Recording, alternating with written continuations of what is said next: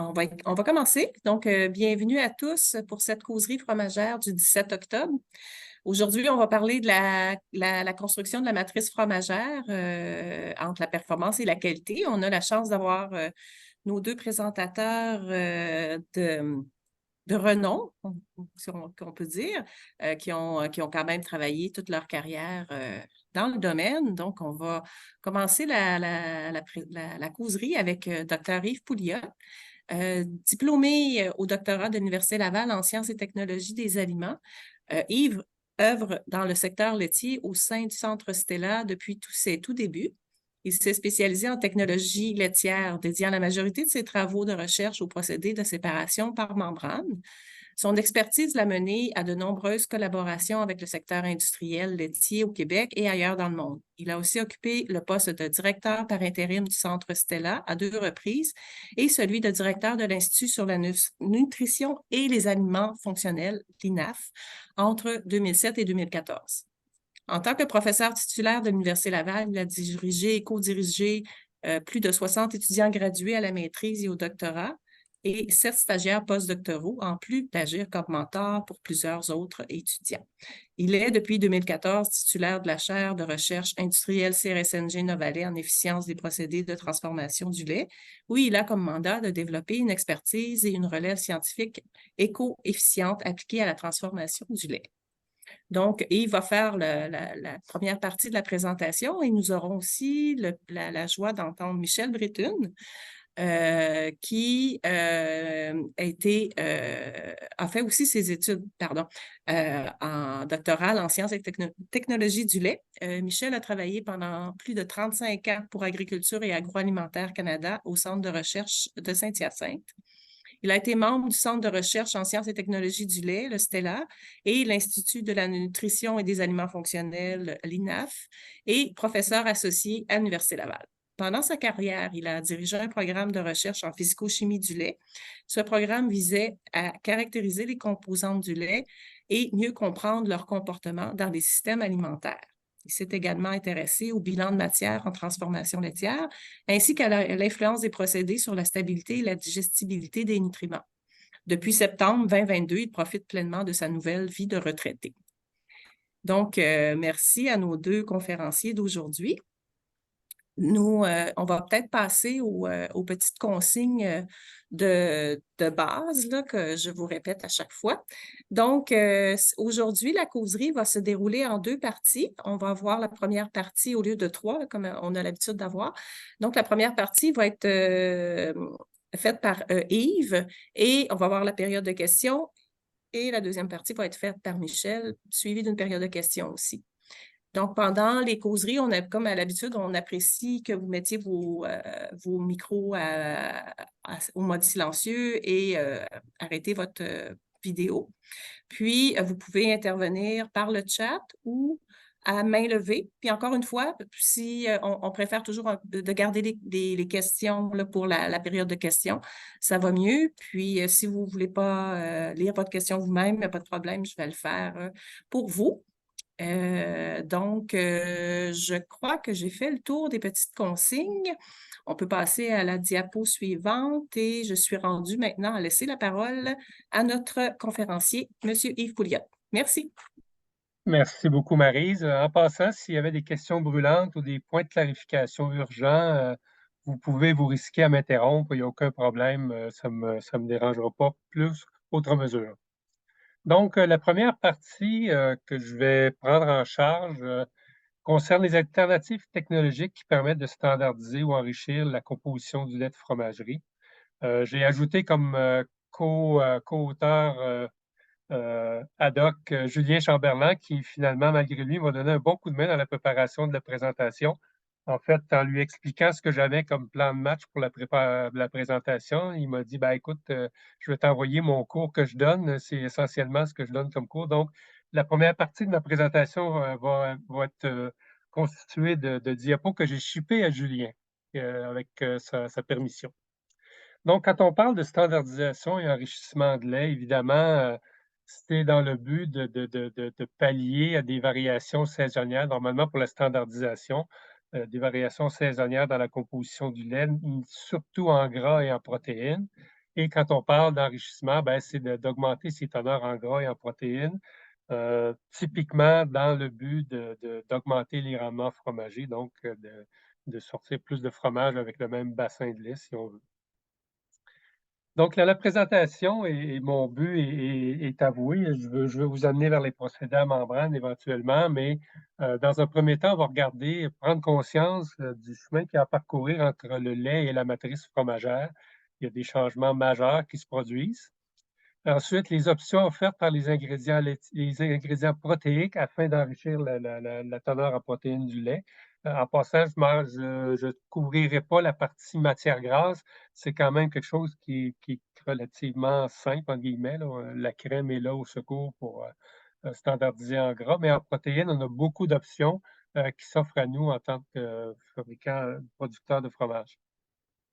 Ce qui m'amènera à parler des procédés par membrane, de leurs applications et de voir un peu à la fin et d'ouvrir une discussion sur les pour et les contre, des systèmes à membrane. Je comprends qu'il y en a parmi vous qui sont dans de grandes entreprises où les systèmes à membrane sont là depuis des décennies, mais il y a quand même des petites fromageries qui regardent la technologie, qui se posent des questions.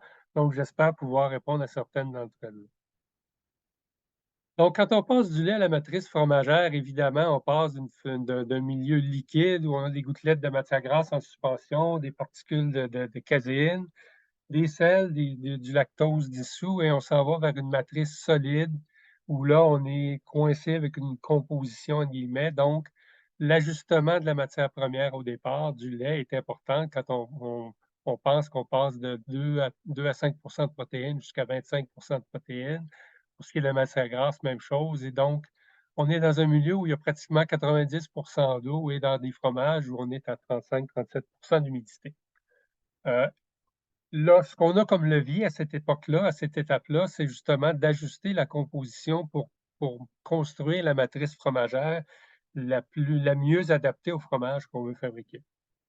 Et pour donner un exemple de comment la composition du lait peut affecter la matrice fromagère, j'ai repris une diapo de mon collègue, ancien collègue Daniel Saint-Gelais, où ils avaient regardé l'impact de la teneur en matière grasse. Donc, vous voyez la microstructure d'un fromage à 32 de gras jusqu'à 4 de gras. Qualitativement, on peut bien voir que la structure de la matrice est extrêmement différente. On a déjà goûté à des fromages allégés, on sait que c'est différent, mais quand même, on voit que la microstructure est différente.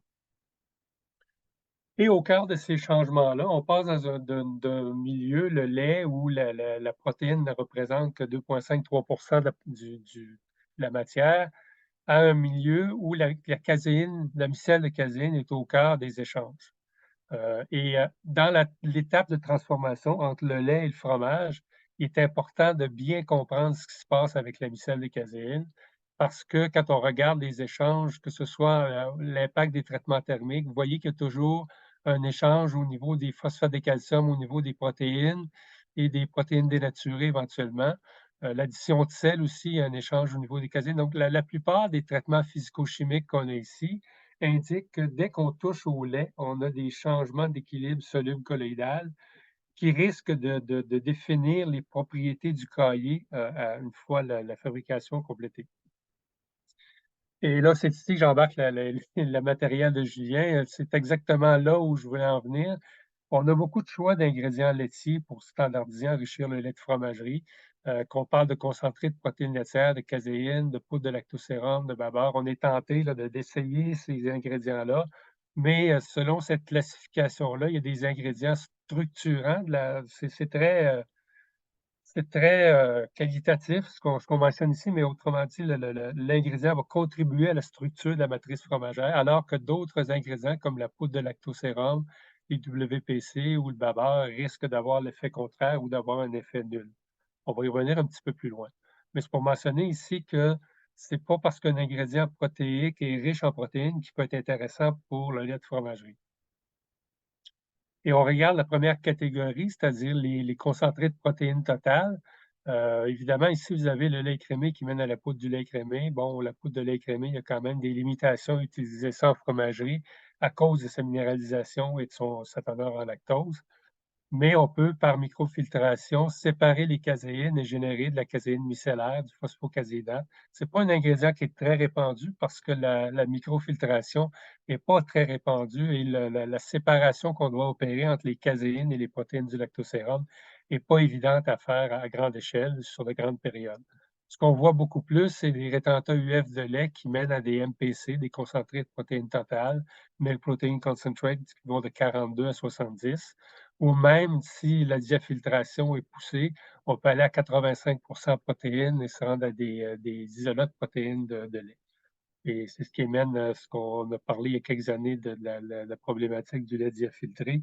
C'est cette technologie-là qui menait à ces concentrés-là. C'est intéressant parce que les MPC entre 40 et 85 de protéines, à mesure qu'on augmente la teneur en protéines, on diminue la teneur en lactose de l'ingrédient. On affecte peu les autres compositions. Mais surtout, on garde le ratio protéines de lactosérum-caséine. Donc, la base de la matrice fromagère reste la même. Ce qui est important, par contre, à garder en tête, c'est que les MPC ne sont pas tous égaux. Si vous magasinez ceux qui seraient tentés de s'approvisionner en MPC, tous les MPC ne sont pas égaux en termes de fonctionnalité surtout, mais de composition ici. Aussi, ici, on a l'auteur Rupert Segazi qui avait fait le tour de 30 différents MPC qui ont réussi à échantillonner à travers le monde. Et les différences, les ranges entre la valeur la plus basse et la valeur la plus haute en protéines, donc entre 55 et 85. Au niveau du calcium, entre 14 et 24, c'est quand même pas mineur, c'est quand même pas mineur, là, 14 et 24 mg par gramme. En sodium, la proportion de bêta-lactose dénaturée entre 20 et 80, la dispersibilité forcément entre 38 et 100. Donc, tout ça pour dire que c'est pas une panacée, les MPC. Il faut vraiment euh, valider l'approvisionnement MPC. Et il y a aussi l'impact de la durée d'entreposage. Ici, vous avez le NSI, la solubilité de l'azote, qui indique que c'est un indicateur de dénaturation protéique. Donc, on voit avec le temps que la dénaturation protéique diminue, augmente, le NSI diminue, ce qui fait que l'ingrédient risque d'être moins soluble ou moins facile à utiliser. Il reste qu'il y a la solubilité, ce qu'on mentionne aussi, il y a le taux de dénaturation protéique et il y a aussi la qualité microbiologique de ces ingrédients-là. La qualité microbiologique, évidemment, quand on travaille avec des concentrés obtenus par membrane, on concentre des bactéries, on concentre aussi des spores. Donc, pour un fromager, c'est quand même pas des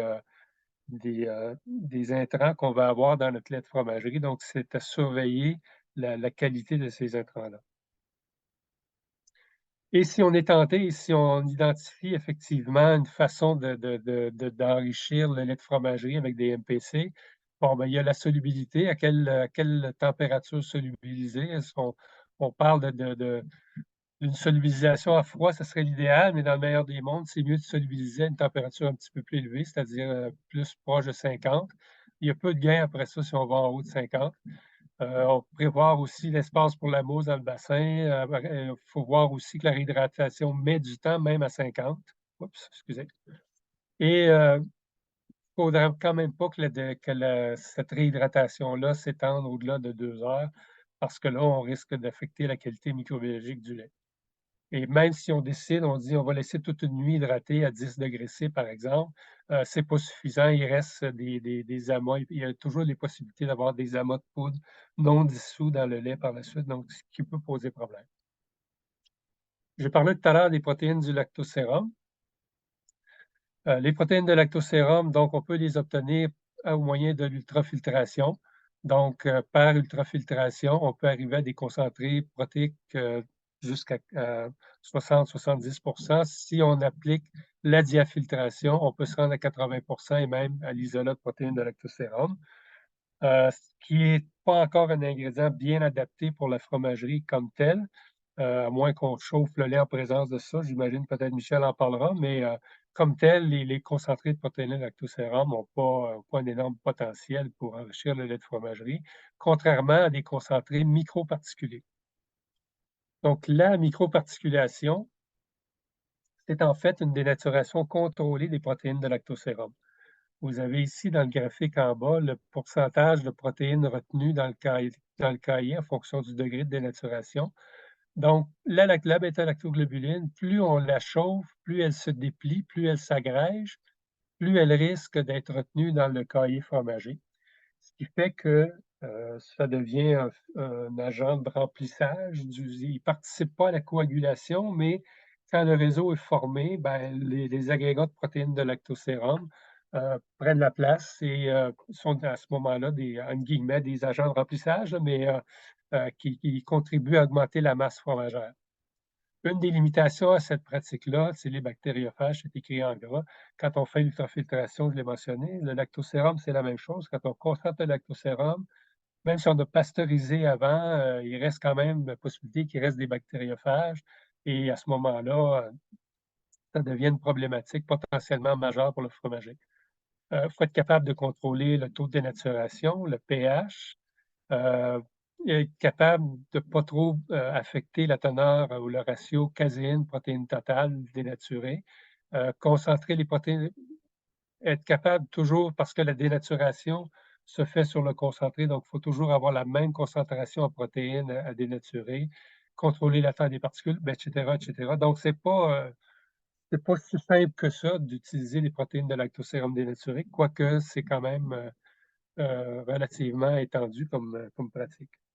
Évidemment, il existe des ingrédients laitiers comme le Simplex et le Dairylo qui peuvent être incorporés directement en fromagerie. Ça demeure une approche potentielle. Et sinon, ben, quelqu'un qui voudrait utiliser microparticuler ces protéines de lactosérum, il faut dénaturer, il faut concentrer par UF ou centrifugation, homogénéiser pour contrôler la taille des particules et éventuellement l'incorporer au lait de fromagerie. Il y a la tentation du babeur. Évidemment, le babeur, la concentration, la composition du babeur ressemble énormément à celle du lait écrémé, mis à part les teneurs en phospholipides qui sont plus élevées dans le babeur et en certaines matières grasses qui peuvent être plus élevées dans le babeur. Par contre, le babeur, c'est pas une super bonne idée. Vous en parlerez à Marie-Pierre Gauvin, une de nos anciennes diplômées au doctorat, qui avait travaillé avec Michel et moi sur la compréhension de l'impact des constituants du babar sur l'aptitude de la fabrication fromagère du lait.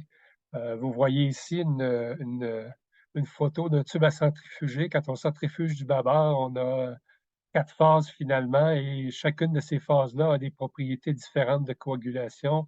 Il est probable, on n'a pas réussi à trouver le fin fond de l'histoire, mais il est probable qu'une de ces fractions-là soit responsable des problématiques de coagulation du bavard en fromagerie. C'est pas impossible à l'utiliser, mais seul, c'est pas simple à faire. Donc, je pense qu'il y a une mise en garde à faire là. On pourrait tenter de regarder les caséinates. Oui, mais peut-être les caséinates pourraient être intéressants. C'est de la caséine pratiquement pure, en assumant que l'économique suive.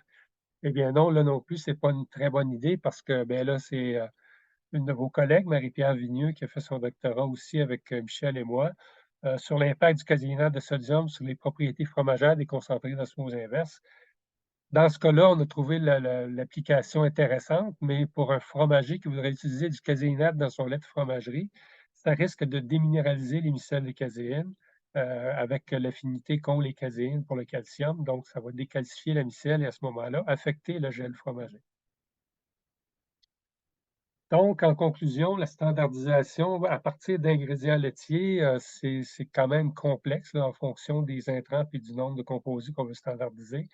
J'en ai pas parlé du tout, mais il y a quand même des contraintes de réglementation au niveau des ingrédients qu'il faut vraiment regarder.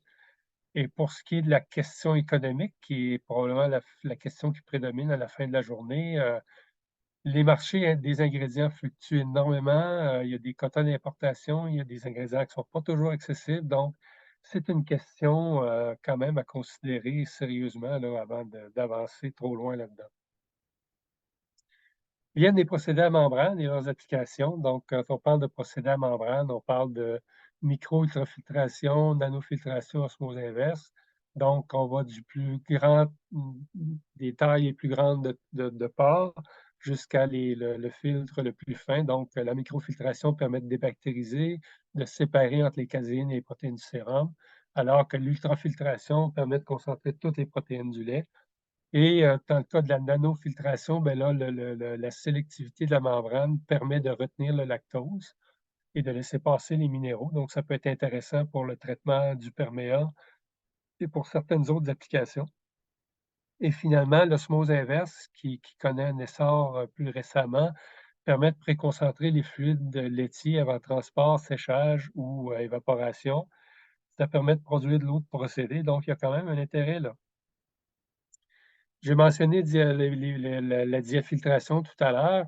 Comme telle, la filtration est intéressante, sauf que ce qui est encore plus intéressant, c'est que ça permet à partir, par exemple, ici, de lait écrémé, de préparer un concentré UF, de le rediluer, de le reconcentrer et ainsi purifier les protéines. C'est ce qui fait qu'à partir d'une matière première où on a 29-30 de protéines sur base sèche, on peut monter en haut de 85 par simple filtration par membrane. Donc, l'intérêt est là et grandissant. On peut catégoriser ça, c'est une classification que j'avais proposée en 2008, les applications que peuvent procurer les séparations par membrane dans le secteur laitier. Évidemment, ça remplace des opérations unitaires. Donc, on peut écrémer avec ça, on peut éliminer de l'eau, on peut contrôler la flore bactérienne, on peut même déminéraliser. Dans ce cas-là, c'est l'électrodialyse. On peut résoudre des problématiques de sport, on peut délipider le lactosérum, séparer les micelles de caséine, et cetera. Ou on peut générer des nouveaux produits fermentés. À l'époque, il n'y en était pas question, mais aujourd'hui, on parle de yogourt grec, on parle de lait UF, on parle de lait à haute teneur en protéines. Ben, c'est grâce au procédé de séparation par membrane qu'on est arrivé à ces produits-là. Aujourd'hui, l'implantation des procédés à membrane est vraiment beaucoup plus avancée qu'il y a 15 ans. Aujourd'hui, d'ailleurs, pour ce qui est de la fabrication fromagère, la principale application, c'est l'ultrafiltration à partir des faibles valeurs de concentration, facteurs de concentration. On parle de 1,2 à 1,7 X, c'est-à-dire qu'on passe à des teneurs en protéines entre 4,3 et 5 et ça permet de standardiser et enrichir le lait de fromagerie. Ça s'applique à la fabrication d'à peu près tous les fromages, mais évidemment, ça génère du perméa d'UF qui aujourd'hui est devenu une problématique omniprésente dans le secteur laitier.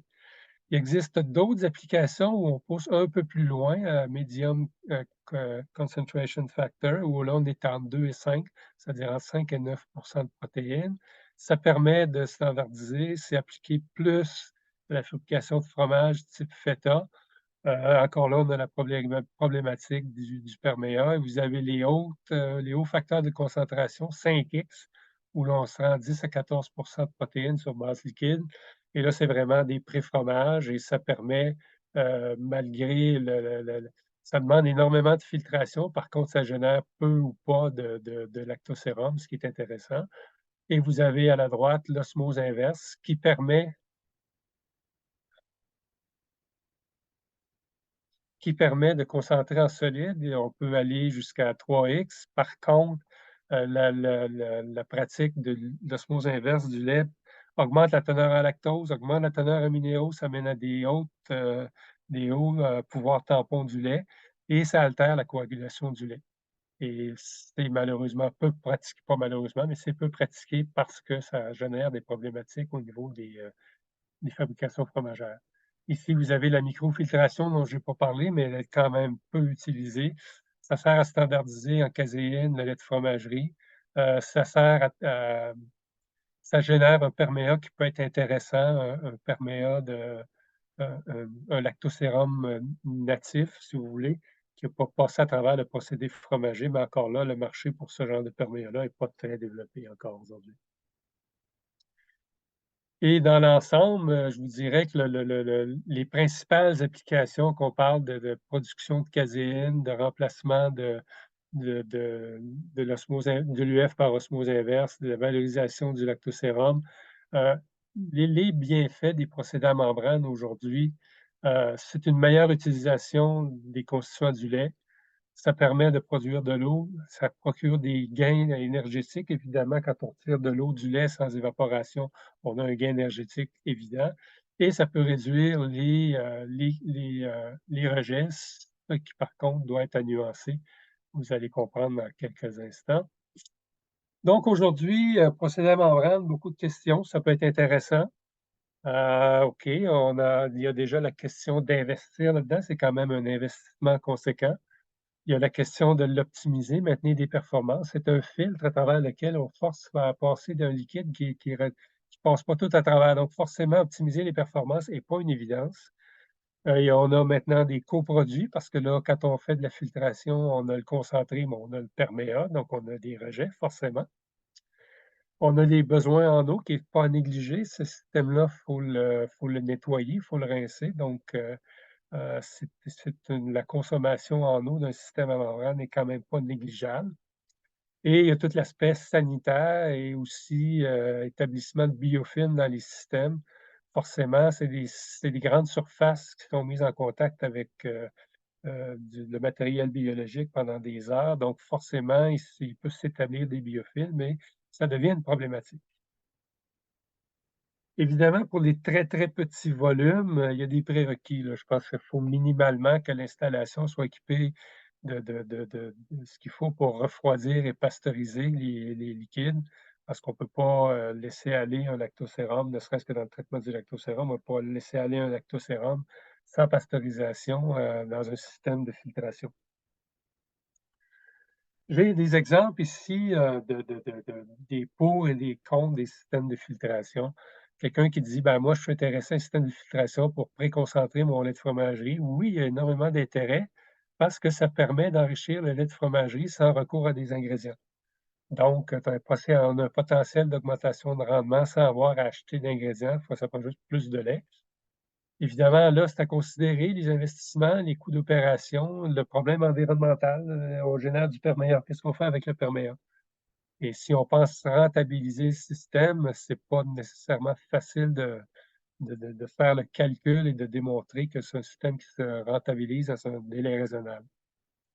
On peut dire: «Oui, je vais m'intéresser à l'ultrafiltration, mais pour, récupérer mes protéines de lactosérum et les réincorporer dans le fromage». Intéressant, oui, si on y arrive en assumant qu'on peut maintenir la qualité, puis qu'on arrive à franchir la problématique potentielle des phages. On peut produire plus de fromage avec le même lait, entre guillemets, là, en assumant qu'on peut intégrer les protéines du lactosérum dénaturé. Encore là, coût important d'investissement annuel, augmentation des coûts d'opération, problème, environnemental non résolu, puis difficulté de rentabiliser, d'avoir un payback là-dessus. Mais il y a quand même un potentiel et c'est quand même pratiqué à certaines échelles. Finalement, ben, installer un système d'osmose inverse pour, diminuer les coûts de transport du lactosérum, récupérer une partie d'eau. Oui, c'est intéressant parce que normalement, tu as une économie d'eau. Malgré le fait qu'il faut, entretenir le système, il y a quand même beaucoup d'eau qui peut être générée par cette opération-là. Ce qui fait que le bilan environnemental de l'usine va être amélioré. Ça demande des investissements importants, une augmentation des coûts d'opération et la rentabilité est dépendante, des volumes et des distances, et surtout de la valeur des concentrés. Si on concentre le lactosérum avant de le transporter, ça prend quelqu'un qui veut le recevoir, qui idéalement serait prêt à payer pour. Donc à ce moment-là, toute la dynamique comptable de tout ça est très dépendante. On a fait récemment une petite étude prospective où on regardait, en fonction de la fabrication, de la taille de la fromagerie, qui transforme 10, 20 ou 50 millions de litres de lait par année, en fonction de la distance que doit parcourir un concentré à 25 de solide. En quel, dans combien de temps le transformateur récupérait son investissement juste sur la base des coûts de transport économisés? Donc on voit que, en haut, en bas de 300, même 200 kilomètres, c'est pratiquement impensable, quelle que soit la la dis le volume de l'entreprise. Par contre, si le lactosérum est pour être c'est transporté sur des distances de plus de 500 kilomètres, ben, ça devient intéressant, là, pour des délais de récupération. C'est un exercice qu'on avait fait qui était intéressant. C'était, pendant la pandémie. Maintenant, avec, tout ce qui a augmenté à cause de la pandémie, peu importe que ce soit vrai ou pas, peut-être que cette économique-là est toute à revoir aujourd'hui. entre autres les coûts du carburant ont notamment essentiellement augmenté. Donc, c'est un pour et un contre. D'un côté, les systèmes à membrane, on a la potentialité d'augmenter des revenus, d'augmenter les capacités de l'usine, de développer des nouveaux produits. Par contre, il faut être conscient que c'est des investissements, des coûts d'opération, une nouvelle problématique, une nouvelle problématique d'entretien dans l'usine et ça demande une expertise en filtration. Ça a beau être simple, c'est pas du rocket science, la filtration, mais ça demande une expertise, être capable de détecter des problèmes et de les solutionner dans des délais raisonnables. C'est quand même quelque chose qui est pas inné au sein de chacune des entreprises, quelle que soit sa taille. Donc, en conclusion pour ma partie, il y a plusieurs options possibles pour standardiser le lait en protéines à partir d'ingrédients ou intrants externes. Chacune de ces options va avoir un impact sur la performance du procédé et la qualité des produits finis. Michel va probablement y revenir un petit peu dans sa partie. Quant aux procédés à membrane, ben, ils peuvent s'avérer utiles pour standardiser et enrichir les fromageries en protéines. Cependant, la technologie vient avec l'autre considération économique, technologique et environnementale. Et en ce sens-là, l'identification des besoins réels est critique. Sur ce, ben, je vous remercie pour votre attention et si vous avez des questions, ça va me faire plaisir d'y répondre. Merci, merci beaucoup, Yves. On va attendre quelques minutes, le temps que les gens aient le temps de se manifester. Pour l'instant, on n'a pas de questions. Je vais peut-être en poser quelques-unes en attendant. Mhm. Tu as passé rapidement, Yves, sur la poudre de lait écrémé. Oui, C'est une solution facile pour bien des gens qui ne sont pas équipés ou quand c'est un ingrédient facilement accessible. J'aimerais ça que tu reviennes sur les éléments négatifs mhm. sur le fait d'utiliser la poudre de lait écrémé. On a parlé du lactose, que ça amène des minéraux. Est-ce que tu pourrais aller un Oui. petit peu plus en détail Ben, dans en ces... fait, d'enrichir en poudre de lait écrémé, effectivement, ça augmente la concentration de tous les constituants, mais c'est surtout au niveau, dans le temps, pendant le procédé de transformation, le fait d'ajouter autant de minéraux, ça augmente le pouvoir tampon. Ça déplace l'équilibre minéral vers la caséine, donc la teneur en calcium de la micelle de caséine est affectée. Et Marie-Pierre l'a vu dans sa thèse de doctorat parce que on voulait justement produire des concentrés d'osmose inverse en ajoutant de la poudre de lait. Puis on voyait qu'en ajoutant de la poudre de lait, ça rend la coagulation plus difficile. Après vient la problématique de l'excès de lactose. Là, tu as un excès de lactose. Donc là, la post-acidification devient une problématique qui est exacerbée par ça, là. Est-ce qu'on a déjà remarqué, est-ce que cette lactose-là qu'on met en surplus, on ne le perd pas tout au complet dans le lactosérum, on en garde quand même dans le cahier, là? Ça, je ne saurais pas dire. Michel serait probablement mieux habilité que moi à répondre à ça parce qu'il est allé un petit peu plus loin à ce niveau-là. Mais certainement qu'il en reste dans le cahier aussi, là, forcément. Le lactose n'est pas expulsé. C'est un équilibre là, entre. Mhm. Il y a quand même une phase liquide dans le cahier, là.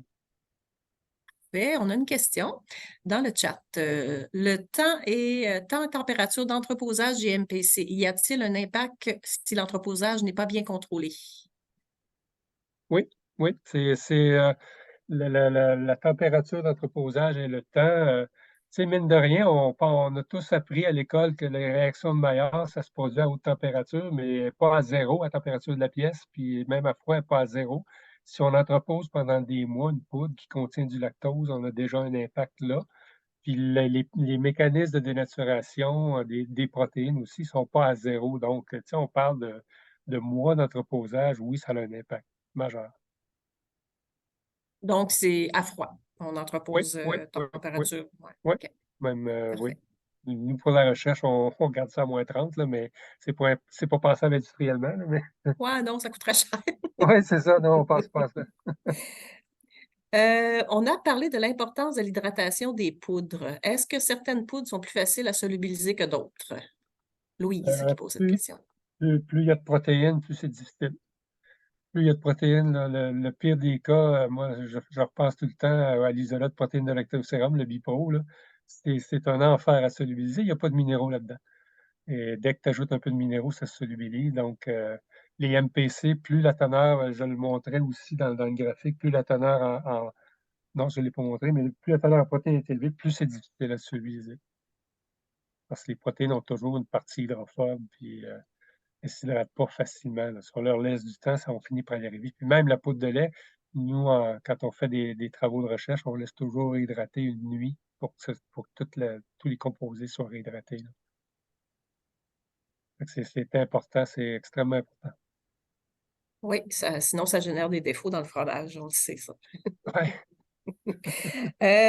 J'ai pas d'autres questions, mais je vais t'en reposer. Mettons, tu as parlé bon, un MPC, c'est un MPC, ils sont pas tous égaux. Est-ce qu'il y aurait des tests de qualification de poudre qui sont vraiment essentiels à faire pour avoir des bonnes qualités fromageables au niveau des MPC? Puis je te poserai la même question pour les WPC, mais ce sera sûrement pas la même réponse, là. Mais Ben, écoute, c'est certain que tu sais, une fois qu'on a la composition devant nous, après ça, le NSI, là, l'indice de solubilité de l'azote, puis la dispersibilité de la poudre. Je pense, la dispersibilité, c'est niaiseux, là, mais c'est la première étape, là. Tu mets en contact la poudre avec l'eau, si elle ne se disperse pas, tu es, dans des gros problèmes là, quand tu as des kilos de poudre à réhydrater, là. Et on s'en sort pas, là. fait C'est la même chose. que, donc, une fois qu'elle est solubilisée, on est tranquille, puis Oui, ça devrait bien se passer. oui. Ouais. D'ailleurs, nous, ce qu'on fait à Tico Pilote à l'université, on a un compte pour la réhydratation, là. Ça aspire un peu de poudre très, très graduellement dans une boucle de recirculation, là. Tu sais, on ne verse pas le sac de poudre dans le bassin, là, donc on y va avec un compte de réhydratation. En fait, c'est pour disperser. Une fois dispersé, ça finit par se réhydrater, là. C'est- c'est de la façon qu'on y arrive. C'est niaiseux, ça me fait penser quand on fait de la béchamel, là. Il n'y a pas suffisamment de beurre pour disperser les particules de farine. Quand on vient pour hydrater, on n'y arrive pas, on a des motons de farine. Mais c'est la même chose, là, Mhm. Puis j'imagine qu'avec les WPC, il faut tenir compte de l'indice de Ouais. dénaturation Ouais, ça, c'est avec majeur. ça. C'est majeur, Ouais. effectivement. C'est très Euh, difficile de se généraliser, surtout les WPC, parce que on se procurerait 10 WPC, 50 de 10 entreprises différentes. On regarde ça en HPLC, on va avoir 10 profils différents. Les propriétés fonctionnelles, écoute, on a eu des projets, la chaire industrielle de Paul Paquin à la fin des années 90 était là-dessus. Ils ont généré des données où on voyait bien que la question des WPC, là, tu sais, faut vraiment faire attention. Puis même quand on a un fabricant de WPC, il va y avoir des variations parce que la qualité du WPC dépend des caractéristiques du procédé de fabrication fromager, qui lui peut varier parce que le lait varie. En tout cas, bref, c'est- ça Fait que le demande même énormément. produit d'un lot à l'autre, ça peut varier quand même pas mal. Oui, pas définitif. Définitif. Est-ce que tu recommanderais plus d'utiliser son propre WPC si les phages n'existent pas dans ce beau monde? Ah ben oui, c'est sûr, c'est le cas de figure idéal. C'est le cas de figure idéal parce que tu as le contrôle sur tout, là, tu sais, c'est quoi quels sont les barèmes de pasteurisation parce qu'on pasteurise avant de concentrer par UF. Dépendant des entreprises, ça peut différer. Le lait a-t-il été pasteurisé ou thermisé? Ou, tu sais, là, à un moment donné, il y a énormément de facteurs qui vont jouer surtout si tu cherches une propriété spécifique à ton WPC, si tu veux le dénaturer, par exemple, ça se peut que des fois, tu as des surprises là, qui ne sont pas détectables par la composition. Mhm. Ouais. Par contre, sachant qu'il y a des bactériophages dans ce beau monde, c'est quand même, Ouais, ça reste touchy. ouais, ça diminue l'envie un peu. Hey, là, j'ai toujours pas d'autres questions dans le chat. J'ai trouvé ça intéressant, le graphique sur les distances à parcourir par rapport à la Ouais, rentabilité là, de transporter ouais. WPC. Est-ce que vous avez déjà fait des calculs similaires pour déterminer la taille de l'entreprise minimale pour que ça vaille la peine de s'installer un système d'ultrafiltration? À quel moment, à un moment donné, Euh, ça vaut vraiment le coup? il y avait un bémol, mais c'était en bas de 10 millions de litres là, par année, là. 5 millions de litres, on n'y pense même pas, là. Mais entre Mhm. 5 et 10, on commence à y penser. Mais c'est vraiment à partir de 10 millions de litres que ça commence à être Que intéressant. là, ça Mais vaut vraiment le coup. oui, Ouais. oui. Mhm. Non, c'est bon, Et, parfait. Bon, mais toujours pas de questions. Écoute, je pense que on pourrait passer, je pense qu'il faut arrêter le temps partage Oui, et puis on pourra passer la parole à notre ami Michel pour la deuxième partie de la présentation. Et bon. Bon, ben, merci beaucoup. Je remercie le Centre d'expertise fromagère de m'avoir invité là, à sortir de ma tanière pour une courte présentation cet après-midi. Ça fait toujours plaisir de renouer avec le secteur. Ça fait d'autant plus plaisir que j'ai la chance aujourd'hui de partager le micro et la caméra avec un ancien collègue. En fait, Yves et moi avons fait notre doctorat en même temps avec le même directeur de thèse, puis même une partie du temps dans le même bureau. Donc, ça fait toujours plaisir de renouer avec ses racines de cette façon-là. Donc, je vais faire la continuité de ce que Yves a amorcé en parlant de séparation par membrane.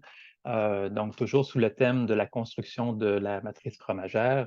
Euh, Dans un premier temps, je vais vous présenter le contexte de ma présentation. En fait, je veux vraiment vous amener à regarder comment la préparation des laits peut avoir une influence sur les caractéristiques du fromage qu'on va produire et aussi la rentabilité de l'entreprise. Donc, comme vous le savez tous, mieux que moi, j'imagine, les différentes étapes de fabrication fromagère, dans un premier temps, il y a la préparation des laits. Par la suite, toutes les étapes qu'on connaît bien là, en séquence, soit la séquence d'acidification du lait, ensuite la coagulation, coupage, cuisson, synérèse, ce sont les étapes incontournables, je dirais, pour la production de fromage. Évidemment, quand on enchaîne toutes ces étapes, on a des cibles. Les cibles, c'est d'aller chercher un fromage qui a la composition désirée. Donc, on vise vraiment une composition, que ce soit à cause des normes de composition, mais souvent à la composition est attaché les paramètres de texture ou les caractéristiques de texture, de saveur et de fonctionnalité. Donc, on doit s'assurer que notre fromage rencontre ces cibles-là. Et aussi, toutes les étapes de transformation fromagère visent à s'assurer un rendement intéressant. En fait, on cherche toujours à maximiser le rendement fromager pour assurer la rentabilité de l'entreprise. Et aussi, un dernier élément d'importance, c'est d'assurer une constance. Il n'y a rien de plus difficile que de maintenir l'intérêt du consommateur si on n'est pas en mesure de mettre en marché un produit dont la qualité est constante dans le temps. Donc, ce sont toutes ces étapes qui sont tout aussi importantes les unes que les autres, mais en raison des contraintes de temps aujourd'hui, je vais me concentrer sur la préparation des laits. Pour les autres étapes, pour ceux qui suivront une formation qui aura lieu la semaine prochaine, on aura l'occasion d'y revenir. Donc, la préparation des laits fromagés, je voudrais aborder avec vous aujourd'hui 4 aspects. Dans un premier temps, la standardisation des composantes. Encore une fois, la composition du fromage est un élément clé, donc c'est au moment de choisir ou de standardiser la composition de notre lait fromager qu'on détermine dans quelle mesure on va pouvoir atteindre nos cibles de composition. Deuxième aspect, c'est l'utilisation de lait concentré. Ça fait évidemment suite à la présentation de Yves. Donc, Yves nous a parlé des différents modes de concentration du lait pour faire des concentrés d'ultrafiltration, microfiltration, osmose inverse. Les concentrés liquides, évidemment, mais aussi l'utilisation de concentrés déshydratés, que ce soit les concentrés de protéines totales ou les isolats de protéines totales qui sont disponibles à toutes les entreprises de transformation fromagère. C'est le deuxième aspect. Le troisième aspect, je vais traiter du chauffage du lait. Bon, on est habitué de chauffer le lait dans un contexte de pasteurisation ou de thermisation, mais il y a un intérêt, si je me fie aux demandes d'informations que j'ai eues dans le passé, il y a un intérêt à appliquer des traitements thermiques légèrement plus sévères qu'une pasteurisation, de façon à dénaturer une portion de protéines sériques qu'on peut récupérer dans notre fromage, donc il y a un impact direct sur les rendements fromagers. On peut aussi penser à l'utilisation de WPC dénaturé. Encore une fois, Yves en a parlé. Je vais en parler peut-être un petit peu plus en détail. Finalement, le dernier point que je vais aborder aujourd'hui, c'est les traitements mécaniques. On pense à l'homogénéisation. Ce n'est pas fréquent d'utiliser l'homogénéisation dans la préparation des laits fromagés, mais c'est une approche qui, dans certaines situations, peut apporter ou se traduire par des avantages pour le fromager. Donc, la standardisation des composantes du lait. Évidemment, l'objectif, encore une fois, c'est de rencontrer les cibles de composition. ce soit pour des raisons de normes. Si on pense à des fromages normés, on doit avoir un minimum plutôt au niveau de la teneur en matière grasse ou un maximum au niveau de la teneur en eau. Donc, c'est important que notre lait, par sa composition, nous permette d'atteindre les normes de composition. Il y a d'autres raisons de s'assurer qu'on atteigne la cible de composition d'un fromage. Première raison, c'est la texture. La texture d'un fromage est directement liée à sa composition. Donc, la quantité de protéines dans le fromage, qui est en fait la matrice de notre fromage, est importante. La quantité d'eau qui va se retrouver dans le fromage a aussi une influence sur la texture. Ça a des influences aussi, la composition, sur la fonctionnalité. On pense à la fonte. Les propriétés de fonte sont directement liées à la quantité d'eau qu'on retrouve dans notre fromage, à la quantité de matière grasse, et également à la constance, comme je le mentionnais plus tôt. Donc, on va chercher à atteindre nos cibles en termes de composantes fromagères. Les principales composantes sur lesquelles on peut avoir une influence au moment de la standardisation du lait fromager, c'est la teneur en gras, la teneur en protéines et les autres solides. Quand on parle d'autres solides, ça peut être les sucres résiduels, les acides organiques qui seront produits en cours de procédé, les minéraux, etc. Et il va déjà mentionner que lorsqu'on utilise certains types de concentrés, on peut se retrouver avec un surplus de sucre dans notre lait, un surplus de minéraux. Donc, ça a des impacts sur la composition finale de nos fromages. On peut, à ce moment-là, les prévoir et tenter d'ajuster la composition de notre lait pour s'assurer que la composition finale soit atteinte. Il y a finalement l'eau qui est une autre composante du fromage qui est importante, mais ce n'est pas vraiment au niveau de la préparation du lait qu'on sera en mesure de contrôler la quantité d'eau ou l'humidité de notre fromage, mais davantage au niveau des variables de procédé pendant sa transformation. Donc, quand on pense à standardiser les composantes de lait, le fondement ou la caractéristique fondamentale dont qu'on veut ajuster dans notre lait, c'est le ratio protéines-gras. Évidemment, lorsqu'on a une composition cible d'un fromage, on a un ratio protéines-gras cible dans ce fromage-là. Et le ratio protéines-gras dans notre lait n'est pas le même que le ratio protéines-gras dans le fromage. Si on veut déterminer le ratio protéines-gras de notre lait fromager, il faut utiliser le ratio protéines-gras visé ou le ratio protéines-gras du fromage que l'on souhaite produire et l'ajuster en fonction de notre capacité à retenir la matière grasse et à retenir les protéines dans notre procédé de transformation.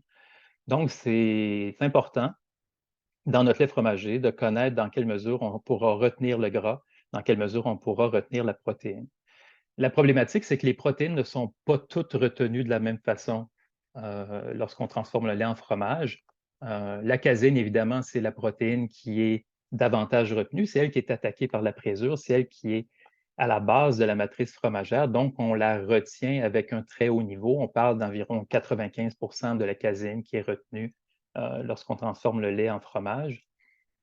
Par contre, les protéines sériques natives, donc les protéines sériques non dénaturées, ne sont pas vraiment retenues dans le fromage. On parle d'une rétention, mais c'est une rétention passive. C'est simplement que la protéine sérique qui est présente dans l'eau du lait, ben, on la retrouve à la même concentration dans l'eau du fromage. Donc, si on fait un petit calcul, ça correspond environ de 3 à 6 de la protéine de lactosérum native ou de protéine sérique native qui est retenue dans le fromage, dépendamment, encore une fois, de l'humidité du fromage. Plus un fromage est humide, évidemment, plus on va retenir de protéines sériques natives. La protéine sérique dénaturée qu'on obtient suite au chauffage du lait ou à la réincorporation d'un concentré de protéines de lactosérum dénaturé, la rétention est plus élevée, évidemment, mais on parle d'une rétention qui peut varier de 40 à 80 %. C'est très variable, en fait. Plusieurs entreprises vont utiliser un concentré de protéines de lactosérum, vont appliquer un traitement thermique et penser que cette protéine-là va être totalement retenue dans le fromage, mais c'est très variable comme taux de rétention, là. Donc, il y a un intérêt à s'assurer qu'on maximise la rétention des protéines sériques dénaturées. Donc, comme vous le voyez, la rétention des protéines de notre lait fromager est très variable dépendamment de sa composition, puis même dépendamment de la façon dont a été dénaturé le concentré de protéines de lactosérum s'il est utilisé là, dans la formulation du lait. Pour s'aider, lorsqu'on connaît les coefficients ou les proportions de rétention de nos différentes fractions protéiques, on peut calculer une coefficient de rétention protéique, je dirais pondéré, donc qui tient compte de la proportion des différents ingrédients protéiques dans notre lait, auquel on applique évidemment le coefficient de rétention de chacune de ces composantes-là, qui nous permet de déterminer en fait ce coefficient de rétention pondéré qu'on peut ensuite utiliser pour calculer notre ratio protéines-gras dans le lait qu'on va utiliser pour produire notre fromage. Pour la rétention de la matière grasse, ça aussi, c'est un coefficient de rétention qui est variable. Ça dépend du type de fromage qui est produit. Ça dépend également du procédé, des conditions de coagulation ou d'agitation. Ça varie généralement de 88 à 95 %. Donc, une fois qu'on connaît les coefficients de rétention du gras et de notre protéine, de notre lait fromager, on est en mesure à ce moment-là de produire notre fromage. J'ai mis des exemples ici lorsqu'on veut produire un cheddar ou un mozzarella à partir d'un lait qui est non enrichi, qui n'a pas été chauffé, donc qui ne contient pas de protéines sériques dénaturées. Pour produire un cheddar qui rencontre les normes de composition qui sont présentées au tableau, on doit s'assurer que, bon, pas s'assurer, mais ce fromage-là aura un ratio protéines sur gras de 0,75.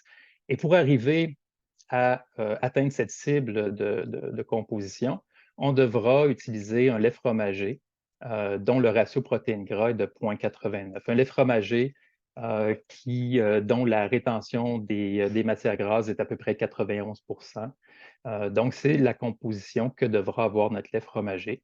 Donc, ça correspond à un lait, encore une fois, non enrichi, qui contient environ 3,8 % de matière grasse. Dans le cas d'un mozzarella, étant donné que c'est un fromage moins riche en matière grasse, donc un ratio protéines-gras de 1,20, on devra à ce moment-là avoir un lait fromager avec un ratio protéines-gras de 1,43, ce qui nous amène à écrémer partiellement notre lait, ou plutôt ajouter du lait écrémé à notre lait entier pour avoir un taux de matière grasse de 2,3. Maintenant, dans le cas de figure que je présente ici, si on prenait le même lait auquel on ajoutait de la protéine sérique dénaturée pour avoir une teneur en protéines dénaturées de 0,6 % et qu'on considère que cette protéine-là est retenue à 60 %, ben vous voyez que pour les mêmes fromages, donc pour un cheddar, pour un mozzarella, on devra faire passer le ratio de protéines gras de 0,89 à 0,93 pour le cheddar et de 1,43 à 1,48 pour le mozzarella. Donc, évidemment, comme ces laits sont enrichis légèrement en protéines, on devra ajuster la teneur en gras de ces laits-là à des valeurs de 4,2 et 2,6 respectivement pour le cheddar et le mozzarella. Pour l'ajustement de matière grasse, bon, j'en ai parlé un peu, soit qu'on ajoute du lait écrémé pour réduire la teneur en gras ou de la crème tout simplement. Comme Yves le mentionnait, ce n'est pas une étape qui est très critique, relativement facile, mais ce qui est important, c'est de s'assurer que, encore une fois, le ratio protéines-gras de notre lait va nous permettre d'atteindre les cibles de composition de notre fromage.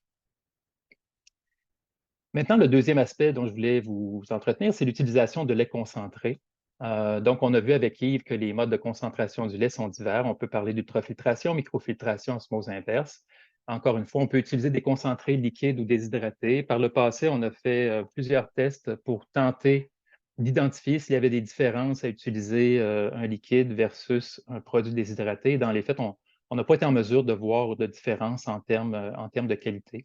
La seule chose qui est importante, lorsqu'on utilise un produit déshydraté, idéalement, il faudrait réhydrater ce produit-là à la même teneur en protéines qu'il était au moment d'être séché. Il faut penser que si on réhydrate un concentré à une teneur en protéines supérieure, on va se trouver à avoir un concentré qui est davantage minéralisé qu'au moment de sa déshydratation. Donc ça peut entraîner des problématiques au niveau là, des autres étapes de la transformation fromagère. Donc, c'est un aspect qui est quand même important.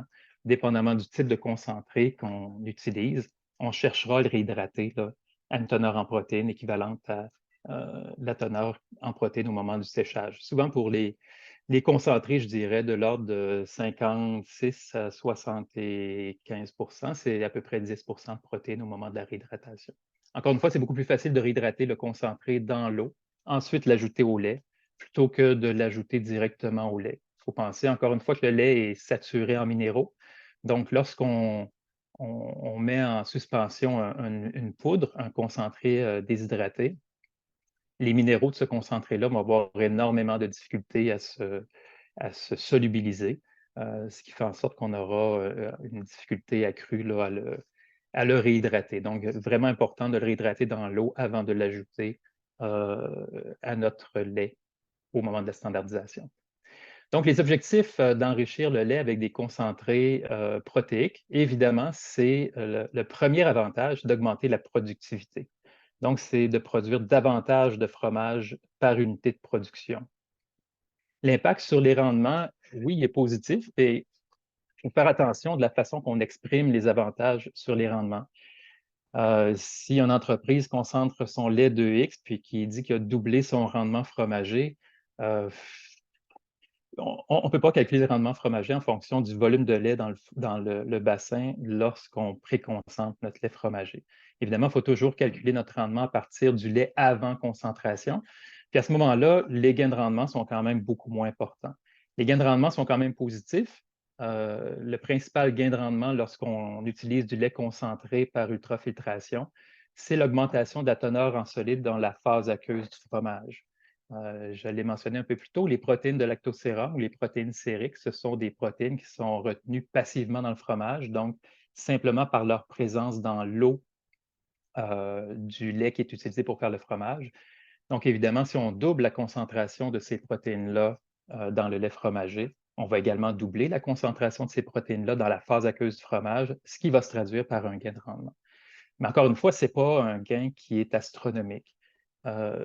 Ici, je réfère à une question de Maryse qui a posé à Yves. Lorsqu'on utilise un lait soit concentré par osmose inverse ou si on standardise le lait avec de la poudre de lait, évidemment, on va augmenter la quantité de lactose dans la phase aqueuse du fromage. Et ça se traduit par des augmentations de rendement qui sont encore plus importantes parce que le lactose est une composante du lait qui est beaucoup plus importante en termes de concentration que la protéine soluble.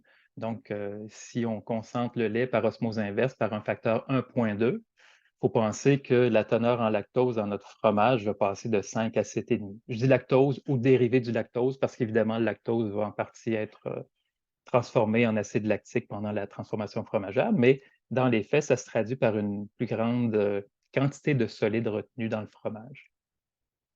Lorsqu'on utilise des concentrés protéiques pour la standardisation du lait, pour enrichir les laits fromagés, on améliore généralement la rétention des matières grasses. En fait, lorsqu'on concentre notre lait, au moment de la coagulation, on forme un réseau dont la dimension des pores est beaucoup plus petite parce qu'on a une plus forte densité de protéines, de caséine dans notre produit, ce qui fait en sorte qu'on a une meilleure rétention de la matière grasse. Donc, fréquemment, on va augmenter la rétention des matières grasses. Là, par exemple, si on est dans une condition où on retient un gras à 93 %, on pourra facilement passer à 95 % lorsqu'on utilise un lait concentré par un facteur 2, par exemple. On a un impact également sur l'humidité du fromage parce qu'encore une fois, cette matrice fromagère-là, dès sa coagulation, est beaucoup plus dense en caséine, une capacité de contraction au moment de la cuisson de notre caillé qui est beaucoup plus grande. On va avoir un resserrement plus grand, donc une meilleure synérèse de notre caillé pendant l'étape, encore une fois, de cuisson.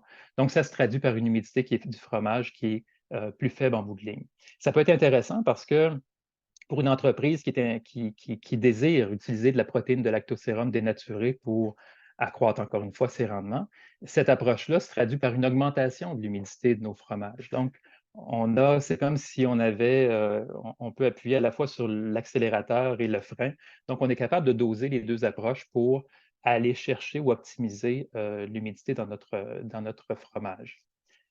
Il y a des études aussi qui suggèrent que la diminution de l'humidité des fromages lorsqu'on utilise un lait concentré provient du fait qu'au moment du brassage du caillé, on a une plus grande quantité de grains de caillé dans notre bassin, si bien que les collisions, les chocs mécaniques sont plus intenses, ce qui amène une plus grande, je dirais, réorganisation de la matrice de caséine et une plus grande facilité à éliminer l'eau de ces particules de caillé. Lorsqu'on utilise des laits enrichis, il y a un élément qui est drôlement important, qu'on doit vraiment se soucier pendant la production fromagère, c'est que les laits enrichis sont par définition des laits fortement minéralisés. Donc, lorsqu'on concentre plutôt le lait, on augmente la teneur en protéines, mais avec cette protéine-là, tout le calcium qui est attaché à la protéine, principalement au caséine, va également être concentré dans ce lait-là. On doit gérer la déminéralisation des laits pendant la transformation fromagère. Et dans le cas des laits enrichis en protéines, c'est un élément qui prend beaucoup d'importance parce qu'on devra faire des efforts supplémentaires pour évacuer davantage de calcium de calcium micellaire, j'entends, pendant la transformation fromagère. Le calcium micellaire, c'est une composante importante des fromages qui a des impacts importants sur la texture et les propriétés de fonte. Plus le calcium micellaire est élevé en concentration, plus la texture des fromages est ferme, plus les fromages ont de la difficulté à fondre. Et aussi, la teneur en calcium micellaire des fromages est une caractéristique, là, vraiment une signature, je dirais, des différents fromages. J'ai placé ici un tableau où je présente pour les différents fromages la concentration cible en calcium micellaire. Donc, on voit que pour des fromages type lactique, on a des concentrations en calcium micellaire qui est relativement faible. On parle de 1,7 à 11-13 %, tandis que les fromages de type présure, eux, sont beaucoup plus riches en calcium micellaire. Il faut penser que lorsqu'on part d'un lait, un lait frais, un lait régulier, la teneur en calcium micellaire est de l'ordre de 30-32 mg par gramme de caséine. Et nos cibles, lorsqu'on obtient notre fromage, c'est de déminéraliser pour aller chercher les teneurs en calcium micellaire qui sont présentées ici. Donc, l'acidification pendant la transformation fromagère va nous aider ou va permettre en fait de solubiliser ce calcium micellaire pour aller chercher les cibles en termes de minéralisation des fromages qu'on va produire. Donc, la difficulté ou la problématique lorsqu'on utilise des laits concentrés, c'est que c'est beaucoup plus difficile de solubiliser le calcium micellaire lorsque la concentration de protéines est plus importante dans notre bassin. En fait, la solubilité du phosphate de calcium va augmenter avec la baisse de pH. Ça, c'est une vérité qui s'applique autant au lait concentré qu'au lait non concentré. Le problème, lorsqu'on a des laits concentrés, c'est qu'on a beaucoup moins de sérum qui est disponible pour solubiliser ou accueillir, si on veut, ce calcium qui est solubilisé. On voit ici sur la petite figure que j'ai placée ici, lorsqu'on a un lait non concentré, on a une petite quantité de calcium micellaire à solubiliser dans un grand volume de sérum.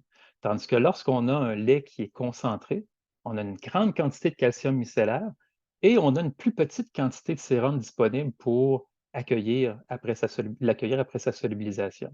Donc, ça va demander encore une fois des efforts supplémentaires pour s'assurer qu'on atteint les cibles en termes de déminéralisation de nos caséines pendant la transformation fromagère. Il y a différents correctifs qui peuvent être utilisés. Premièrement, dans le choix du concentré utilisé pour enrichir le lait. C'est de plus en plus fréquent. Les producteurs d'ingrédients laitiers vont suggérer à leurs clients des concentrés ou des MPC faiblement minéralisés. C'est des concentrés qui sont produits avec une acidification du lait avant la filtration. Donc, en acidifiant le lait, on permet à une plus grande quantité de phosphate de calcium de se dissocier des micelles de caséine et d'être évacué avec le perméa pendant la filtration. On peut aussi faire des filtrations à froid. C'est beaucoup moins efficace, mais on sait qu'à basse température, le phosphate de calcium va se solubiliser partiellement, tout le moins. Donc, ça va permettre, encore une fois, d'éliminer un peu de phosphate de calcium au niveau de la production des ingrédients. La diafiltration, Yves en a parlé, ça permet de limiter ou diminuer la quantité de lactose dans les concentrés, mais ça permet également de diminuer la quantité de phosphate de calcium. En fait, de combiner même la diafiltration avec une préacidification, c'est des approches qui seront intéressantes pour, encore une fois, déminéraliser les laits. Soit de le faire si la concentration du lait se fait in-house, comme on dit, ou lorsqu'on utilise des ingrédients commerciaux de s'attarder au niveau de minéralisation de ces concentrés-là. On peut aussi, d'autres approches qui peuvent être utilisées, je parle d'une remise en question de l'ajout de calcium ou de chlorure de calcium au lait. C'est une pratique courante. Lorsqu'on utilise des laits pasteurisés pour faire du fromage, on veut restaurer les propriétés de coagulation, donc on ajoute un peu, même souvent beaucoup de chlorure de calcium au lait pour assurer une bonne coagulation. C'est bien de le faire parce que ça nous permet d'augmenter le calcium ionique qui est essentiel pour l'activité de la présure. Mais il faut être conscient que lorsqu'on fait ça, du même coup, on produit davantage de calcium micellaire. Une portion de ce calcium-là va se déplacer sur la micelle de caséine, donc va rendre le problème de minéralisation encore plus important. Donc, c'est des choses à remettre en question, soit utiliser moins de chlorure de calcium ou avoir d'autres approches. Un des impacts importants du chlorure de calcium pour faciliter la coagulation du lait, c'est l'abaissement du pH qu'il va provoquer. Il y a moyen d'abaisser le pH du lait, soit par injection de gaz carbonique, ou encore même on peut utiliser du chlorure de sodium qui, lui, n'aura pas d'impact sur il va avoir un impact sur le niveau de calcium ionique en échangeant le calcium qu'on retrouve au niveau de la micelle de caséine, va permettre d'en libérer, puis il va avoir aussi un effet de diminution du pH. Donc, ça peut être des approches d'utiliser du chlorure de sodium en substitution pour améliorer l'activité de la présure plutôt que de calcifier un lait qui l'est déjà. L'ajout d'ingrédients déminéralisés. Bon, je parlais des concentrés de protéines de lactosérum qu'on peut acheter dans des formes moins minéralisées, mais on peut aussi utiliser, Yves en a également parlé, le casénate de sodium, qui est un chélateur protéique, finalement, qui, lui, en l'ajoutant au lait, va aller capter une quantité de calcium, déplacer l'équilibre au niveau des micelles de caséine. Puis ce qui est bien, c'est que les essais de Marie-Pierre Vigneux ont permis de démontrer que le casénate de sodium qui est ajouté au lait, oui, va capter du calcium, donc va former des agrégats qui, eux aussi, sont retenus dans le fromage. Donc, ce n'est pas une perte dans le lactosérum comme serait un chélateur qu'on ajouterait. Le casénate de sodium va se retrouver ou va être retenu de la bonne façon dans les laits, surtout les laits concentrés. Les autres correctifs, ça va être au niveau du procédé. On peut parler d'abaissement des pH d'emprésurage et de soutirage pour pousser davantage la déminéralisation en cours de procédé. En passant, l'abaissement du pH d'emprésurage est très efficace parce que lorsqu'on emprésure un pH plus faible, la déminéralisation se fait de façon beaucoup plus efficace que lorsqu'on abaisse le pH de soutirage. Lorsqu'on abaisse le pH de soutirage, il faut penser que l'acidification qui se produit à ce moment-là, ça se produit avec, dans notre bassin, un cahier dans lequel on va demander au calcium micellaire de franchir toute la distance de notre grain de cahier, là, qui peut avoir quelques centimètres, pour se retrouver dans le lactosérum. Tandis que quand on abaisse le pH au moment de l'emprésurage, il faut penser que l'acidification, cette portion de l'acidification-là se fait sur le lait à l'état liquide. Donc, le calcium va simplement traverser l'épaisseur d'une micelle de caséine pour se retrouver dans le sérum. On avait fait des essais il y a quelques années, puis on avait pu démontrer que la vitesse de déminéralisation à l'état liquide était 2 à 3 fois supérieure que la vitesse de déminéralisation à l'état solide ou à l'état gel. Donc, les unités de pH qui vont diminuer avant l'emprésurage sont plus importants, je dirais, sur la minéralisation finale de nos fromages que l'abaissement du pH de soutirage. Puis aussi, en abaissant le pH de soutirage, on change un peu les caractéristiques de notre fromage, on modifie évidemment le pH de notre produit final. Troisième aspect dont je voulais parler aujourd'hui, je regarde pas l'heure passer, mais Marie, tu me fais signe si je m'étire trop. Troisième aspect dont je voulais parler aujourd'hui, c'est le chauffage du lait. Donc, l'objectif de chauffer le lait, c'est d'insolubiliser les protéines sériques, puis d'accroître leur rétention dans le fromage. Comme je le disais, les protéines sériques sont retenues passivement là, dans l'eau du fromage, mais on cherche un peu mieux. Là, on cherche à les agglomérer pour qu'elles puissent être retenues dans les mailles de notre matrice fromagère. Les modes de dénaturation vont avoir une influence, ou En fait, quand on parle du mode de dénaturation, c'est le mode de chauffage du lait. Dépendamment de la façon dont on va chauffer le lait, on va avoir un impact sur les complexes qui sont formés entre les protéines de lactosérum et les caséines. Sur le tableau ici à droite, il a été démontré que lorsqu'on chauffe le lait à des pH légèrement acidifiés, la protéine de lactosérum, essentiellement la bêta-lactoglobuline, va venir se fixer à la caséine kappa en surface des micelles de caséine. Donc, les agrégats ou les complexes de caséine kappa bêta-lactoglobuline vont se former à la surface des micelles de caséine. Et dans ce cas-là, peuvent avoir un impact négatif sur la coagulabilité du lait. Lorsqu'on augmente légèrement le pH au moment du chauffage, on observe que les complexes de caséine kappa et de bêta-lactoglobuline se forment, mais vont se retrouver dans le sérum, donc ne seront pas en contact avec la micelle de caséine. Donc, à l'époque, on avait pensé que le fait de chauffer le lait à un pH légèrement alcalin permettait d'améliorer les propriétés de coagulation des laits chauffés. Par contre, les études comparatives ont permis de démontrer que dans un cas comme dans l'autre, les effets négatifs au niveau de la coagulation du lait sont à peu près les mêmes. En fait, l'hypothèse qui avait été avancée à l'époque, c'est que lorsque le lait va être coagulé, les agrégats qui ont été formés, même s'ils ont été formés dans le sérum, vont venir s'attacher à la micelle de caséine en présurée. Lorsque la micelle de caséine est en présurée, elle va exposer des sites d'interaction, si bien que ces complexes-là vont venir se fixer et nuire au phénomène d'agrégation de nos micelles en présurée, donc avoir un impact, je dirais, aussi important en termes de ralentissement de la coagulation du lait. Donc, en général, selon la sévérité du traitement thermique, on observe une diminution de la coagulabilité des laits. On a des caillés qui sont davantage fragiles et on a une augmentation importante de l'humidité des fromages. Par exemple, lorsqu'on dénature un lait, on avait fait des essais où on chauffait le lait à 80 degrés pendant 6-8 minutes et on avait des fromages dont la quantité d'eau retenue par la protéine dénaturée était de l'ordre de 5,8 grammes par gramme de protéines dénaturées qui étaient ajoutées. Donc, c'est possible de le faire. Il faut à ce moment-là avoir un traitement qui n'est pas trop sévère, un traitement thermique qui n'est pas trop sévère et s'attendre à avoir un gain d'humidité qui est vraiment important. Il y a des alternatives qu'on a voulu tester. On a vérifié s'il était possible, plutôt que de chauffer à une température pas trop haute, un temps pas trop long le lait, qu'est-ce qui arrivait si on mélangeait, par exemple, un lait chauffé avec un lait non chauffé.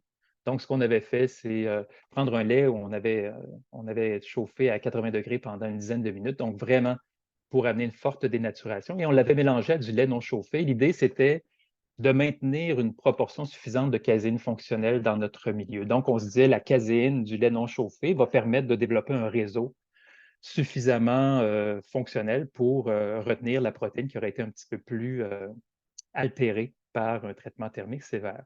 Donc, on a fait ces essais-là, puis à notre surprise, on a eu des résultats qui étaient à peu près similaires à un chauffage, je dirais un chauffage doux de notre lait. Donc, une perte en termes de coagulabilité, un caillé plus fragile, une humidité du fromage du même ordre de grandeur. En fait, chaque gramme de protéines dénaturées par cette approche-là apportait 6,1 grammes d'eau à notre fromage. Donc, les effets sont similaires. Le seul avantage qu'on avait de cette approche-là, c'est que c'était beaucoup plus facile à contrôler. C'est très difficile d'appliquer un traitement thermique puis vouloir atteindre une dénaturation donnée là, de notre protéine de lactosérum, tandis que lorsqu'on utilise un lait qui est complètement dénaturé en termes de protéines sériques et qu'on l'ajoute en proportion voulue pour aller chercher un taux de dénaturation globale, c'était une approche qui était plus simple, mais les impacts fonctionnels étaient les mêmes.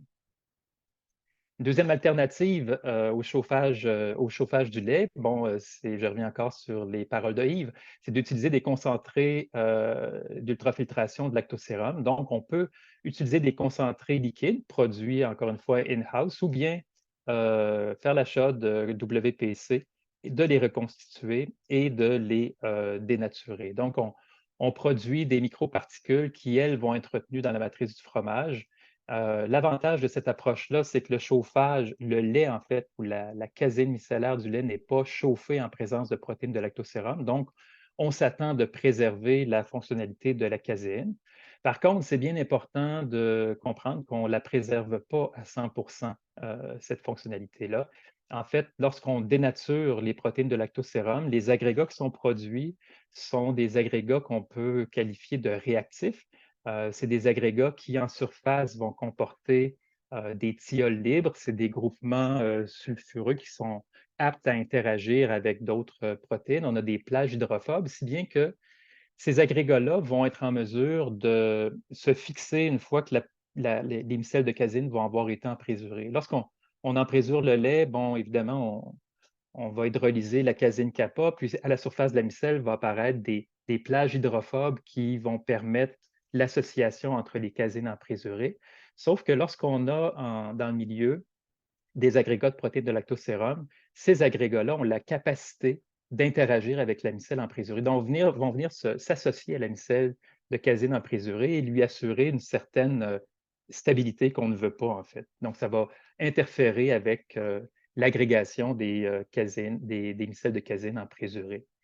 En fait, tout va dépendre des caractéristiques de nos agrégats de protéines de lactosérum en termes de réactivité. Si on a des agrégats très réactifs, on va interférer de façon importante avec la coagulation de nos casines emprésurées. Mais si c'est possible, et ça l'est, d'avoir des agrégats protéiques qu'on peut appeler de passivés, donc qui sont moins réactifs, on aura un impact moins important en termes d'interférence à la coagulation de nos casines emprésurées. En pratique, ce qu'on fait, c'est qu'on chauffe le concentré de lactosérum et on le suit d'une homogénéisation douce pour former des particules dont le diamètre, idéalement, se situe entre 3 et 6 microns. Il faut faire attention, il faut éviter d'avoir des agrégats trop fins. Donc, l'homogénéisateur, on ne le pousse pas trop. Si on a des agrégats trop fins, on a observé que les impacts négatifs au niveau de la coagulation du lait étaient plus importants. Donc, les agrégats trop fins permettent de contaminer davantage la surface des micelles emprésurées, donc d'avoir un impact négatif sur la coagulation du lait qui est encore plus important. Donc, il faut être vigilant. Je sais qu'à un moment donné, on se disait, bon, il faut amener les diamètres des agrégats de l'ordre de 1 micron pour qu'ils soient retenus et qu'ils ne déchirent pas la matrice de notre cahier, mais on a fait des cahiers fromagés avec des particules qui pouvaient avoir jusqu'à 8-9 microns de diamètre moyen, puis on n'a observé aucun problème de fine qui était excessive ou quoi que ce soit. Donc, il faut être vigilant, pas trop fin. Trop fin, c'est comme trop gros, ce n'est pas avantageux. Évidemment, le nerf de la guerre lorsqu'on utilise des concentrés de protéines de lactosérum dénaturés, c'est les conditions de dénaturation. On a énormément de leviers qu'on peut utiliser pour contrôler l'état de dénaturation de nos protéines. On pense à la concentration de protéines au moment de la dénaturation, le pH de dénaturation, le profil thermique, le temps, la température, la concentration de calcium qui est hyper importante, la présence de lactose. Le lactose, on sait que c'est un protecteur de dénaturation. Plus on a de lactose, plus on va avoir de difficultés à dénaturer la protéine. Donc, ce sont toutes des variables qu'on doit considérer pour tenter d'influencer au mieux la densité de nos agrégats, la taille, l'hydratation et la réactivité, comme je le disais plus tôt, qui peut avoir un impact important en termes d'interférence sur la coagulation des micelles de caséine. Donc, je reviens sur la base de cette approche-là. Lorsqu'on utilise des concentrés de protéines de lactosérum dénaturés, l'objectif, c'est de les retenir dans la matrice du fromage. On voit ici à droite une photo où on voit comment peuvent s'intégrer ces micro-particules ou micro-agrégats de protéines de lactosérum dans une matrice fromagère. La rétention, comme je le disais plus tôt, est assez variable, de 40 à 80 c'est très difficile d'aller chercher des taux de dénaturation supérieurs à 80 avec les lactosérums. Puis souvent, les entreprises ne s'en rendent pas compte, mais même si on applique un traitement de dénaturation sévère, très souvent, le taux de rétention est de l'ordre de 40 à 50 Donc, premièrement, il faut le mesurer, il faut être vigilant, le mesurer et être en mesure d'apporter des correctifs pour maximiser ce taux de rétention-là. Il y a quand même des impacts, on en a parlé un petit peu, mais des impacts sur la transformation fromagère. Les impacts sont définitivement moins importants que lorsqu'on chauffe le lait ou qu'on utilise une proportion de lait chauffé, mais on a une diminution au niveau de la coagulabilité des laits, une augmentation de la fragilité des fromages et aussi on a une augmentation de l'humidité du fromage. Mais vous remarquerez ici qu'on parle d'une augmentation ou d'une une augmentation de la quantité d'eau dans le fromage là, qu'on associe aux protéines sériques dénaturées de 1,2 g par gramme de protéines dénaturées, ce qui est nettement plus faible que ce qu'on observait lorsqu'on chauffe le lait ou qu'on utilise une portion de lait chauffé. Un élément important, il faut penser que lorsqu'on intègre des protéines de lactosérum dénaturées dans une matrice fromagère, ben, ça fait ça de plus à la matrice à maintenir. Donc, la matrice doit déjà s'occuper de la matière grasse. Les agrégats de protéines de lactosérum qu'on intègre à la matrice sont retenus de façon à peu près similaire.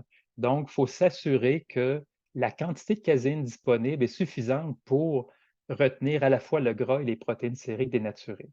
Une règle du pouce qu'on peut tenir, il faut s'assurer que la teneur en caséine, le ratio entre la teneur en caséine et la concentration de gras et de protéines de lactosérum est supérieur à 0,6. Si on a un ratio qui est inférieur à ça, on n'aura pas suffisamment de caséine pour retenir l'ensemble de nos composés passivement retenus et on a des problèmes à ce moment-là de pertes importantes et de fines plus importantes dans notre lactosérum. Dernier aspect traité cet après-midi, on parle de traitement mécanique. Bon, on peut être intéressé à homogénéiser. Michel, excuse-moi de Oui, t'interrompre. Si je te laisse 3-4 minutes pour laisser un petit 5 minutes de questions, c'est bon? oui. Alors, Parfait. je OK. m'excuse, hein, j'ai tendance à m'étirer un petit peu, mais C'est bon. je vais faire ça vite. On parle Merci. d'homogénéisation de lait ou de la crème de standardisation. Donc, pour standardiser le ratio protéines sur gras, on utilise souvent de la crème ou on peut appliquer aussi un traitement d'homogénéisation au lait. Les objectifs, si on choisit d'homogénéiser ou d'appliquer un traitement d'homogénéisation, c'est de mieux retenir les matières grasses, donc d'augmenter les rendements fromagers. Évidemment, il faut s'assurer que les lipases sont inactivées par un traitement thermique adéquat parce que lorsqu'on homogénise, ce qui est important de comprendre, c'est que l'enveloppe protectrice de nos globules gras va être brisée ou détruite et remplacée par une membrane de protéines de lait, essentiellement de la caséine. Mais cette membrane-là n'aura pas une même résistance aux lipases que la membrane originale. Donc, c'est très important lorsqu'on applique un traitement d'homogénéisation. Ben, c'est vrai lorsqu'on homogénise le lait pour n'importe quelle raison, d'appliquer un traitement thermique le plus rapidement possible. Le principe de cette approche-là, c'est d'incorporer de la caséine à la surface des globules de gras et d'en faire des pseudo-micelles de caséine. En fait, ce sera de fins agrégats couverts de caséine qui va leur permettre de s'intégrer ou de participer au cahier fromager. Ça devient des inclusions de matières grasses qui sont actives plutôt que d'être passives. Donc, l'homogénéisation a des impacts au niveau de l'amélioration de la rétention de gras. Ici, c'est une étude qui avait été réalisée pendant la maîtrise de Marie-Pierre Vigneux, où on avait appliqué l'homogénéisation pour se rendre compte qu'on avait effectivement une amélioration de la rétention de gras. Donc, on passait de 0,959 à 0,997. Ici, c'est de valeur parce que Marie-Pierre était trop efficace dans son contrôle. Déjà, elle avait une rétention de matière grasse de 96. On a quand même vu l'amélioration, mais j'anticipe une amélioration nettement plus importante lorsqu'on a des conditions avec une rétention de gras de l'ordre de 90-93. Donc, ça a un impact réel sur la rétention de matière grasse. Ça se traduit par une augmentation de l'humidité du fromage, parce qu'il faut comprendre que ces gouttelettes de matière grasse-là s'intègrent à la matrice de caséine, puis va interférer avec sa capacité de contraction, donc un moins bon égouttage là, de notre cahier. Ça augmente les rendements bruts, évidemment, par l'augmentation de l'humidité, mais aussi les rendements ajustés. Lorsqu'on ajuste pour l'humidité, on a un gain de rendement qui est essentiellement expliqué par la meilleure rétention de la matière grasse. En général, ça diminue la fermeté des fromages en raison de l'humidité plus importante. Et au niveau de la fonte, pour les fromages où on a un problème d'huile libre, il y a certains fromages, là, fromage à pizza, fromage mozzarella, où on a une quantité d'huile de surface qui est excessive, ça en prend, mais des fois c'est excessif. On observe une diminution importante de l'huile libre lorsqu'on homogénise le lait ou la crème. Ce qui est important dans cette approche-là, c'est qu'on n'est pas forcé d'homogénéiser la totalité de la crème ou du lait. On peut homogénéiser simplement une portion de la matière grasse pour limiter les impacts, puis aussi mieux contrôler, par exemple, en termes d'huile libre sur notre fromage. Si on veut une correction légère, ben, on homogénise une faible portion de notre gras laitier. Donc, j'en arrive à la conclusion. La préparation des laits fromagés, j'espère qu'on comprend tous que c'est une étape qui est critique. Ça a des impacts à la fois sur la composition et la qualité des fromages, mais aussi sur la rentabilité des entreprises lorsqu'on en fait, on cherche à maximiser nos rendements. J'ai manifesté aussi l'importance de connaître et ou de mesurer les taux de rétention des composantes du lait. C'est très important.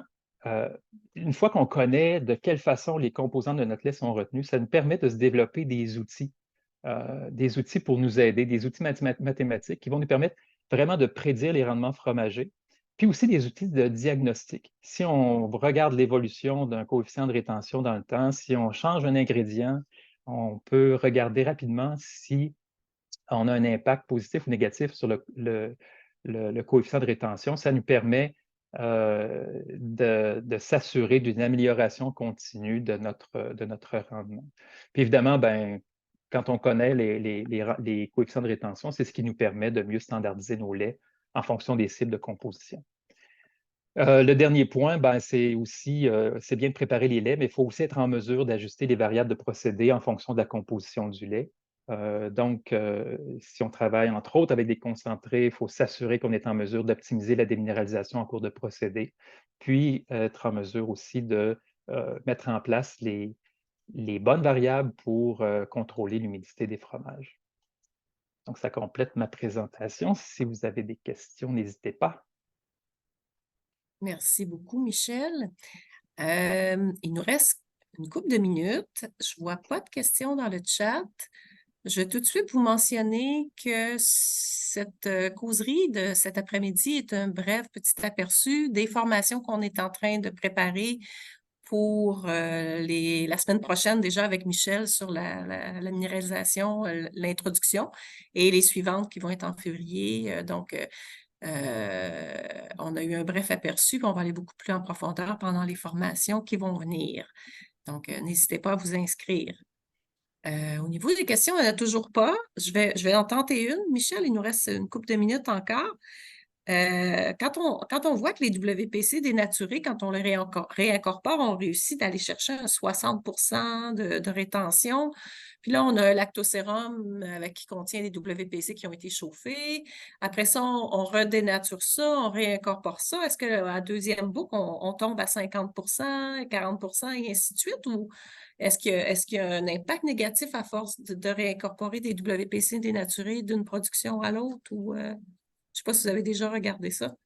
C'est un aspect, nous, qu'on n'a pas regardé, étant donné que le travail se faisait en laboratoire, on n'a pas regardé le recyclage. Par contre, lorsqu'on regardait la composition de nos lactosérums, la différence n'était pas si importante que ça. Évidemment, on avait une teneur en protéines un peu plus importante parce que les WPC qu'on avait ajoutés n'étaient pas retenus. Mais il faut aussi être conscient que la quantité de protéines de lactosérum qu'on ajoute, on a quand même des limites.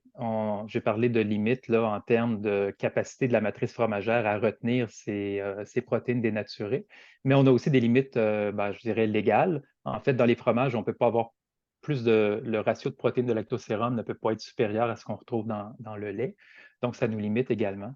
Donc, c'est un problème qui pourrait survenir pour une entreprise qui serait, je dirais, assez gourmande, là, qui voudrait vraiment aller chercher des taux d'incorporation très élevés.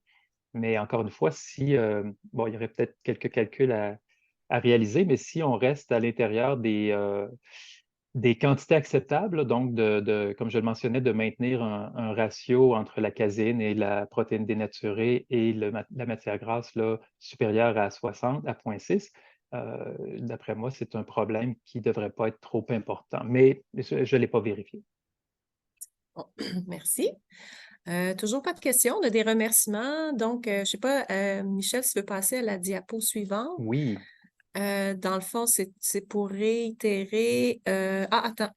Deux questions, oui. Si on parle seulement des capacités fromagères et non des traitements de coproduits, y a-t-il un type de rétenteur à prioriser entre MF ou UF? Première question. Être une entreprise, si j'avais à choisir un concentré pour enrichir un lait fromager, la décision se ferait sur la base du prix de la caséine dans les deux produits. La protéine de lactosérum native qu'on a dans le concentré d'ultrafiltration n'a pas d'impact au niveau fromager.